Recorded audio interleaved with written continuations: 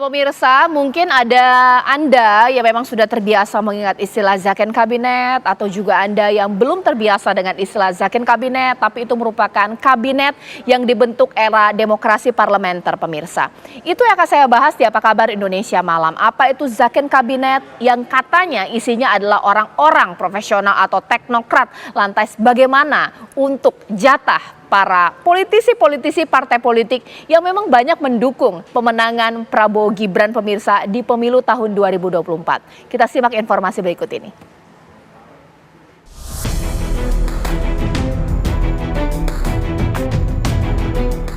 Presiden terpilih Prabowo Subianto mulai mempersiapkan menteri yang akan mengisi kabinet bersama partai pendukungnya. Namun, alih-alih mempersiapkan posisi untuk politisi dari partai koalisi, Prabowo justru disebut-sebut malah mempertimbangkan mengisi posisi menteri dari mereka yang berasal dari ahli. Saat ini, Prabowo Subianto masih menggodok susunan kabinet dan memilih sosok terbaik untuk mengisi posisi tersebut. Di antara partai koalisi sudah mulai mengajukan nama dan mengajukan beberapa portofolio di kementerian. Terus di antara tokoh-tokoh juga sudah mulai disebut dan sudah mulai dilakukan penjaringan dan penyaringan, pemilahan dan pemilihan. Tapi itu semua sifatnya masih wacana dan tentu saja Presiden terpilih dalam hal ini Pak Prabowo dan Wakil Presiden terpilih dalam hal ini Mas Gibran akan terus melakukan diskusi tentang postur pemerintahan di kabinet yang akan datang.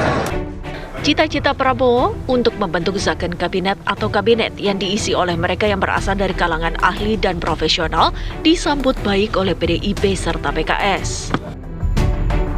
Harusnya memang kabinet itu diisi oleh kalangan profesional, baik dari akademisi, teknokrat, ya, dan juga politisi-politisi yang memang background-nya profesional. Tentu ketika Pak Prabowo mengangkat tema Zakon Kabinet, kami bersyukur. Karena kalau kata hadis Nabi, berikan pekerjaan kepada ahlinya. Kalau nggak ahli, hancur. Nah, Zakon Kabinet itu kabinet ahli.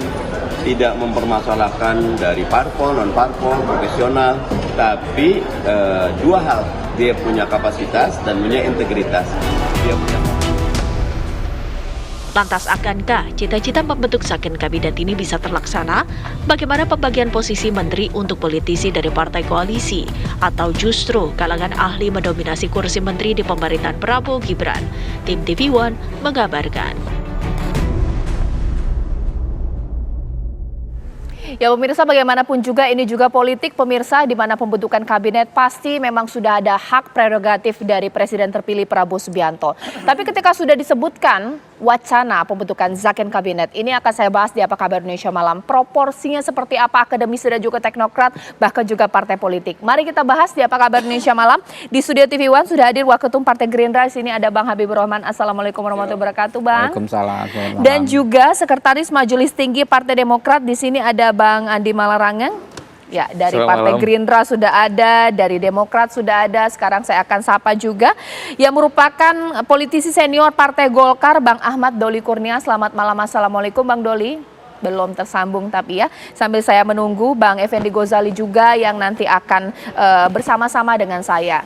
Mungkin saya mau tanya ke perwakilan dari dapurnya pembentukan kabinet, meskipun juga minta juga bahwa ada orang-orang Gerindra yang nanti menduduki posisi jabatan kabinetnya Pak Prabowo.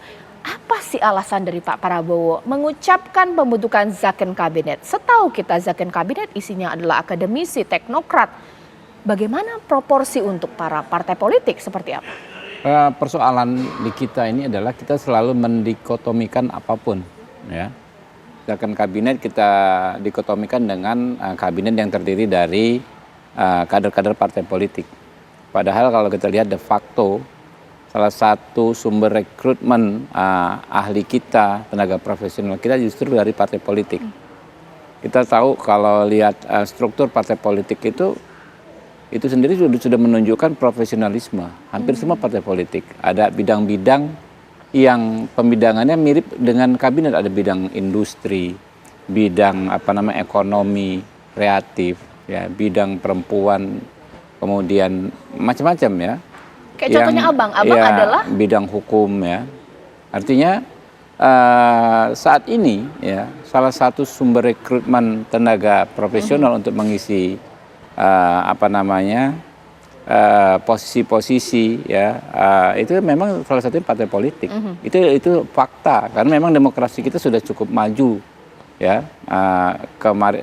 Di zaman reformasi ini memberikan kesempatan kepada masyarakat membentuk partai politik ya berorganisasi dengan partai politik.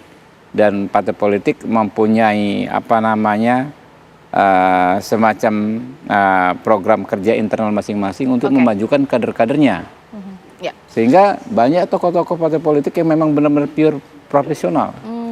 Ya, kita lihat misalnya nih, kayak Menkumham yang kemarin baru diangkat ya Pak Supratman, Andi Aktas, kolega saya di Partai Gerindra.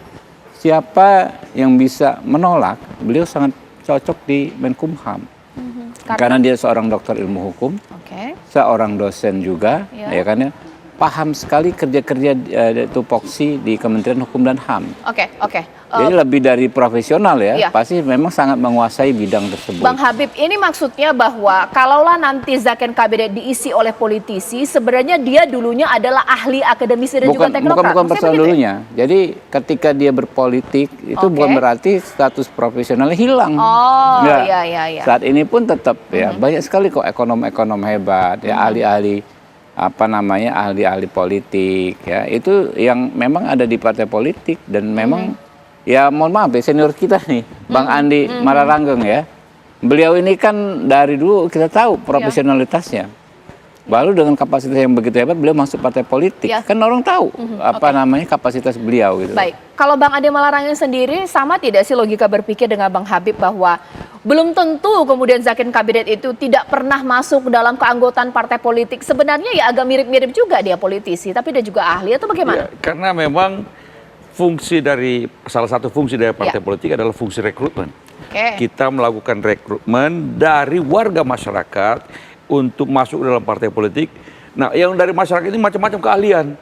Kemudian nantinya kita harapkan ketika kita menang dalam pemilu misalnya, mendapat kesempatan untuk menjalankan kekuasaan, orang-orang ini kemudian bisa kita masukkan kita calonkan menjadi mereka-mereka yang tepat untuk mengisi posisi-posisi baik itu di eksekutif maupun legislatif.